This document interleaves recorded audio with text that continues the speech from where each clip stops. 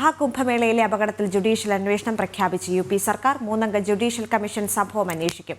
Uttar Pradesh chief സെക്രട്ടറിയും സംസ്ഥാന police മേധാവിയും ഇന്ന് സംഭവസ്ഥലം സന്ദർശിക്കും. 30 പേരാണ് അപകടത്തിൽ മരിച്ചത്. അതേസമയം ഇന്നലെ മാത്രം 7.64 കോടി തീർത്ഥാടകരാണ് പ്രയാഗ്രാജിലേക്ക് എത്തിയത്. നിഖിൽ കുമാർ ചേരുന്നുണ്ട്. നിഖിൽ, വളരെ സങ്കടകരമായ ഒരു കാര്യം തന്നെയായിരുന്നു അവിടെ സംഭവിച്ചത്. 30ഓളം പേർ അവിടെ മരണപ്പെട്ടു, തിക്കിലും തിരക്കിലും പെട്ട് എന്ന് മനസ്സിലാക്കാൻ സാധിക്കുന്നുണ്ട്. എന്നാൽ കൃത്യമായ സംവിധാനങ്ങൾ ചിട്ടയോടുകൂടി അവിടെ ഒരുക്കിയിരുന്നു എന്നുള്ള കാര്യം നമ്മൾ എടുത്തു പറയേണ്ട ഒരു ആവശ്യമുണ്ട്. ഈ അപകടത്തിലേക്ക് നയിച്ച കാരണങ്ങളും കാര്യങ്ങളും ഇപ്പോൾ കൂടുതൽ വ്യക്തമായിട്ടുണ്ടാകുമല്ലോ. ഇന്ന് അതിൽ 5 പേരുടെ ഒഴിച്ച് ബാക്കി 25 പേരുടെ മൃതദേഹങ്ങൾ ബന്ധുക്കൾക്ക് വിട്ടു നൽകുകയല്ലേ? തീർച്ചയായും ദേവിക, അതായത് ഈ 30 പേരുടെ മരണത്തിനിടയാക്കിയ ഈ ഒരു അപകടം, അതിന്റെ കാരണം ഇന്നലെ പ്രാഥമികമായി ഉത്തർപ്രദേശ് പോലീസ് സർക്കാരിന് ലഭ്യമായ അല്ലെങ്കിൽ ആ വിവരങ്ങൾ വെച്ചുള്ള പ്രാഥമിക നിഗമനം ഇത് തിക്കും തിരക്കുമാണ്. കാരണം ക്രമാതീതമായി ആ ഒരു തീർത്ഥാടകരുടെ തിരക്കുണ്ടാവുന്നു. ഇന്നലെ തന്നെ നമ്മൾ പറഞ്ഞൊരു കാര്യമുണ്ട്. അതായത് ഇന്നലെ ഒരു 4 കോടിക്കടുത്ത് തീർത്ഥാടകരെ മാത്രമാണ് ഉത്തർപ്രദേശ് സർക്കാർ അല്ലെങ്കിൽ അധികൃതർ പ്രതീക്ഷിച്ചത് ഇവിടേക്ക് എത്തി കുംഭനഗരിയിലേക്ക് കുംഭമേളയ്ക്ക് വേണ്ടി എത്തുന്നത്. പക്ഷേ ഇന്നലെ മൗനി അമാവാസ ദിനമായ ഇന്നലെ അമൃത സ്നാനത്തിന് വേണ്ടി തീർത്ഥാടകർ വലിയൊരു ഒഴുക്ക് തന്നെ ഉണ്ടാവുന്നു. ഇന്നലത്തെ കണക്ക് പ്രകാരം, ഇന്നലെ രാത്രി വരെയുള്ള കണക്ക് പ്രകാരം 7 കോടിക്ക് മുകളിൽ 7.5 കോടിയോളം തീർത്ഥാടകർ ഇന്നലെ മാത്രം ഇവിടെ സ്നാനത്തിന് വേണ്ടി എത്തിയിട്ടുണ്ട് എന്നുള്ളതാണ് കണക്കുകൾ. അതോടൊപ്പം തന്നെ കഴിഞ്ഞ 2 ദിവസങ്ങളിലായി ഇവിടേക്ക് എത്തിയ തീർത്ഥാടകരിൽ പലരും തിരിച്ച് മടങ്ങിയിരുന്നില്ല. അവർ പലരും ഇവിടെ പല സ്ഥലങ്ങളിലായി തമ്പടിച്ചു ടെന്റ് അടക്കം കൊണ്ടുവന്ന് താമസിക്കുന്നു. വഴിയിലടക്കം അവർ ഇവിടെ ടെന്റ് അടക്കം കൊണ്ടുവന്ന് താമസിക്കുന്ന ഒരു കാഴ്ചയുണ്ട്. അതായത് കഴിഞ്ഞ 2 ദിവസമായി എത്തിയ തീർത്ഥാടകരടക്കം അവർ ഇവിടെ തന്നെ നിൽക്കുന്ന ഒരു കാഴ്ച. അങ്ങനെ തീർത്ഥാടകരുടെ വലിയൊരു തിരക്കുണ്ടാകുന്നു. പോലീസിന്റെ ഒരു അനുമാന പ്രകാരമാണെങ്കിൽ പുലർച്ചെ 2 മണിയോടുകൂടി ആ ഒരു സ്നാനത്തിൽ, അതായത് അമൃത സ്നാനത്തിൽ ആ പുലർച്ചെയുള്ള സമയത്ത് തന്നെ സ്നാനം ചെയ്യുക എന്ന ആ ഒരു ഉദ്ദേശത്തോടു കൂടി തീർത്ഥാടകർ അവിടേക്ക് ഒഴുകിയെത്തുന്നു. അപ്പോൾ ഒരു തിക്കും തിരക്കും ഉണ്ടാകുന്നു. അതാണ് ഈ ഒരു അപകടത്തിന് പ്രധാനമായും കാരണമായതെന്നാണ് പോലീസിന്റെ പ്രാഥമികമായ ഒരു നിഗമനം.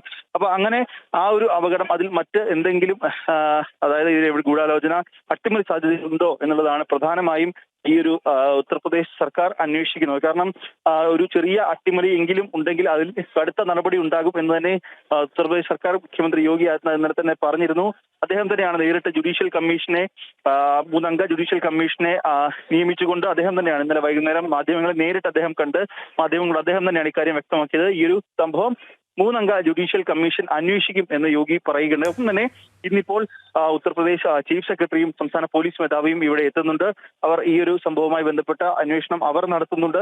എന്തായാലും കൃത്യമായ അന്വേഷണം നടത്തുന്നതിന് ഉപരി തന്നെ ഇന്നലെ ആദ്യം സർക്കാരിന്റെ പ്രഥമ പരിഗണന ഈ ഒരു പരിക്കേറ്റ ആളുകളെ അവരുടെ ജീവൻ രക്ഷിക്കുക, ഒപ്പം തന്നെ ഇവിടെ മറ്റ് പ്രശ്നങ്ങൾ ഉണ്ടാകാതിരിക്കാൻ വേണ്ടിയുള്ള മുൻകരുതൽ സ്വീകരിക്കുക എന്നീ 2 കാര്യങ്ങൾക്കായിരുന്നു ഇന്നലെ ഉത്തർപ്രദേശ് സർക്കാർ മുൻകൈ നൽകിയിരുന്നത്. അതിൽ തന്നെ ആണ്, അതായത് തുടക്കം അപ്പോൾ തന്നെ നിമിഷ നേരങ്ങൾക്കുള്ളിൽ തന്നെ പരമാവധി നിയന്ത്രണങ്ങൾ ഏർപ്പെടുത്തുക, പരമാവധി ആളുകളെ, പ്രധാനമായും ആളുകൾ തിരക്കുള്ള സ്ഥലത്തേക്ക് എത്തുന്നതിന് പകരം അവിടെ ബാരിക്കേഡ് വെച്ച് തടയുന്നു.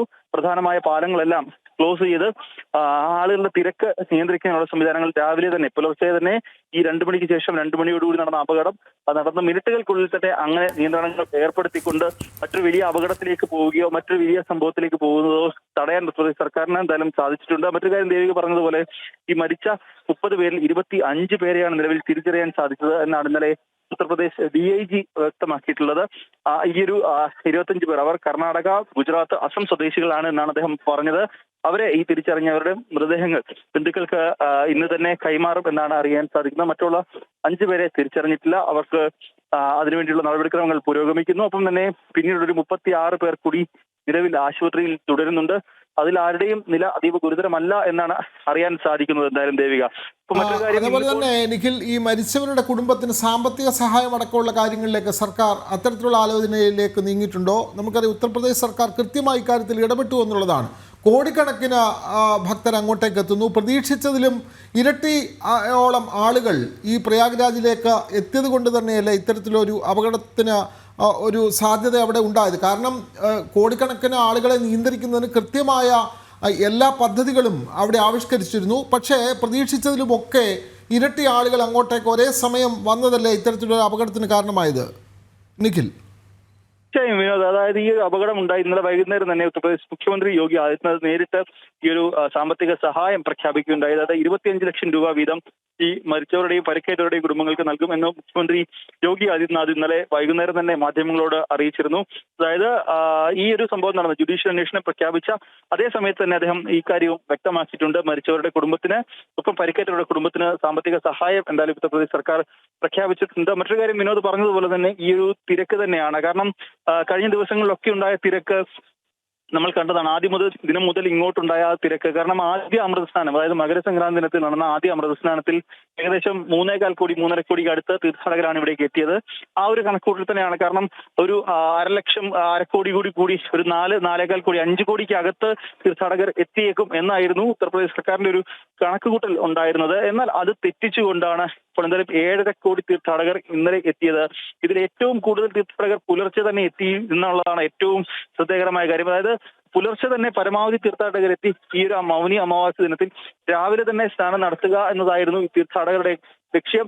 പക്ഷേ എന്നാൽ അവിടെ അത് തിക്കും തിരക്കും അതുമൂലം ഉണ്ടാകുന്നു. അങ്ങനെ ഇങ്ങനൊരു അപകടത്തിലേക്ക് നീങ്ങുന്നൊരു കാഴ്ചയാണ് നമുക്ക് എന്തായാലും കാണാൻ സാധിക്കുന്നത്.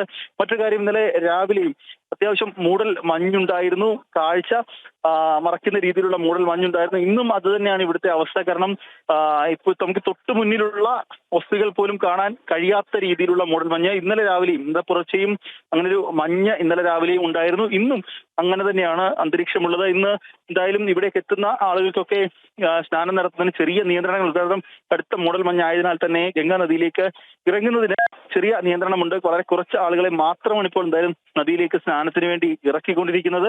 ഈ മൂടൽ മഞ്ഞ് കാരണം ഈ ഒരു മറ്റൊരു അപകടം സംഭവിക്കാതിരിക്കുന്നതിന് വേണ്ടിയുള്ള മുൻകരുതലിന്റെ ഭാഗമായി വളരെ കുറച്ച് ആളുകളെ മാത്രമാണ് എന്തായാലും ഇപ്പോൾ സ്നാനത്തിന് വേണ്ടി ഗംഗാ നദിയിലേക്ക് ഇറക്കിക്കൊണ്ടിരിക്കുന്നത്. വിനോദ്, ശരി, അങ്ങനെ തന്നെയാണ്. കാരണം കൂടുതൽ നിയന്ത്രണങ്ങൾ കൂടി ഇവിടേക്ക് വരാനുള്ള സാധ്യത കൂടി കാണുന്നുണ്ട്. ഇന്ന് ചീഫ് സെക്രട്ടറി അടക്കം അവിടേക്ക് എത്തി പരിശോധനകൾ നടത്തുകയാണ്.